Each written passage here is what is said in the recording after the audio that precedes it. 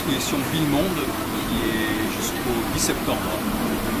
Le terme Ville-Monde désigne officiellement 4 cités mégalopoles planétaires à l'influence culturelle, économique et politique déterminante.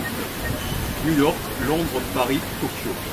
Mais au-delà de ce carré aussi suggestif que restrictif, la Terre a laissé les hommes bâtir sur elle, depuis des milliers d'années, des centres-urbains impériaux, sacrés, commerciaux, où l'activité, l'architecture, la créativité, le chaos, la pesanteur et l'invention se côtoient avec les peuples qui l'habitent. Les vies se mêlent et des lumières et des scènes improbables, symboliques ou singulières, naissent de la multiplication des destins de pierre ou de chair. Shanghai, Calcutta, Bénarès, Delhi, Apamé, Moscou, Jérusalem, Florence, Milan, New York, Boston, San Francisco ou Hiroshima, des villes-mondes de notre temps, d'autres temps où pour un instant T qu'on saisit les photographes de l'exposition. Venez les découvrir à la Vina, tous place Notre-Dame. Nous allons rentrer dans la galerie.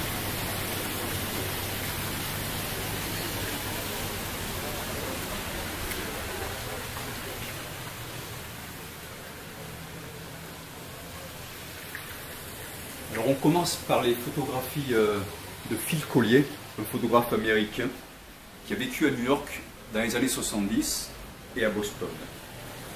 New York, c'est la ville, comme on l'appelle parfois.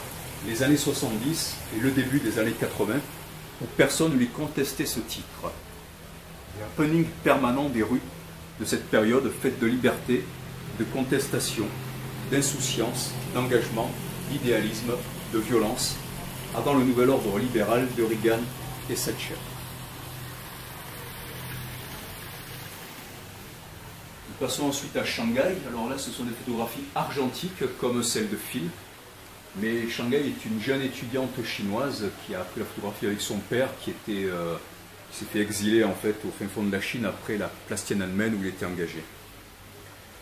Shanghai a poussé en quelques années comme une forêt de bambous de béton, dont le sol aurait été auparavant nourri de tous les marchés conclus par l'Occident avec la Chine, de la façon la plus indifférente aux conséquences pour les populations des deux camps.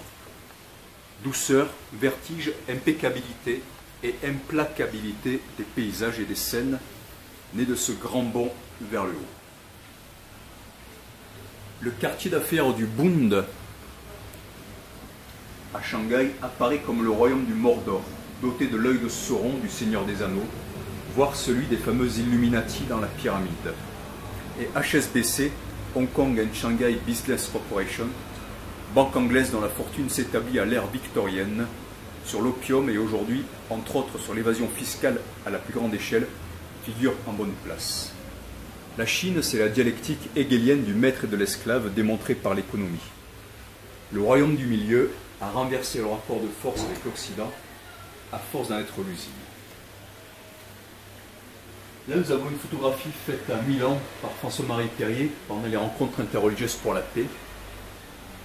Des représentants de toutes les religions observent la signature d'un accord pour la paix. Là aussi, c'est de l'argentique.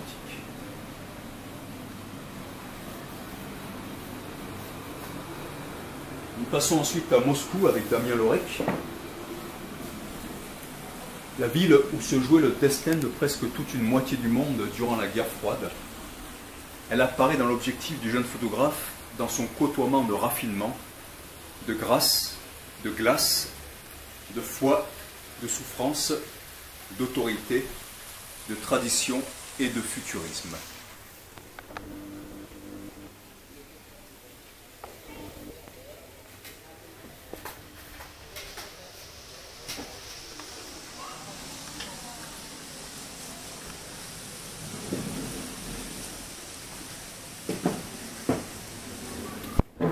Les grandes villes de l'Inde, par François-Marie Perrier, déversent une beauté et une détresse semblant inépuisables.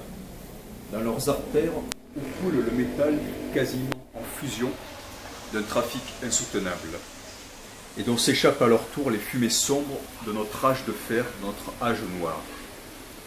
Ou peut-être rage de fer et rage noire. Les photographies nous guident du Kreta Yuga, l'âge d'or, vers l'âge de fer. Le culte de Kali, la déesse noire, très répandue à Calcutta au Bengale, résonne comme un signe des temps. La passagère du ferry, incarnation de l'Inde immémoriale et de la déesse Kali elle-même, semble jouer un raga sur sa tempura pour nos temps de delta sur le Gange. Donc cette expo s'appelle Kali Yuga California, les photos de François-Marie Perrier, parce qu'on est passé de l'âge antique à l'âge moderne, mais en se rapprochant de temps difficiles. On a aussi une photographie de Fleet Street, la City de Londres, autrefois s'ouvrait par la taverne du diable où se réunisaient les faiseurs d'affaires. Clin d'œil aussi à destination pour dire que rien n'a vraiment changé.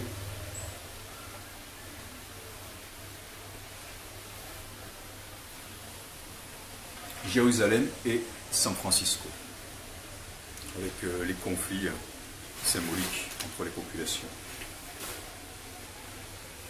Nous arrivons ensuite à la photographie de Raimondo Forte. Il y a eu un avant et un après la ville d'Hiroshima pour les hommes et pour la terre aussi. Hiroshima, c'est cette ville-monde pour toujours, en l'espace d'un instant où elle disparaissait, passant de l'anonymat à la célébrité universelle et nous faisant rentrer dans l'ère du risque de l'apocalypse nucléaire. Les extrêmes ne sont jamais loin. Et puis pour finir, les photographies de Nicolas Jouet. Paris apparaît comme la ville lumière plongée dans la nuit et un hiver de beauté qui heureusement n'est pas encore celui du nucléaire et de ses neiges de cendres. La pyramide de verre est au milieu du Louvre, rappelant les anciens pharaons. Les monarques sont de retour. Kali Yuga, California. Nous finissons avec la photographie du Golden Gate, au point le plus extrême du monde occidental. J'ai voulu terminer par cette photographie que j'ai faite à San Francisco, parce que c'est la fin un peu de tout le parcours des peuples vers l'ouest et l'ouverture sur l'océan Pacifique, en espérant que justement cet océan Pacifique soit aussi à l'image du monde qui vit. Voilà, donc c'était à Lavina, 12 Place Notre-Dame jusqu'au 10 septembre, du mardi au samedi, 10h-13h et 14h30-19h. Merci à vous.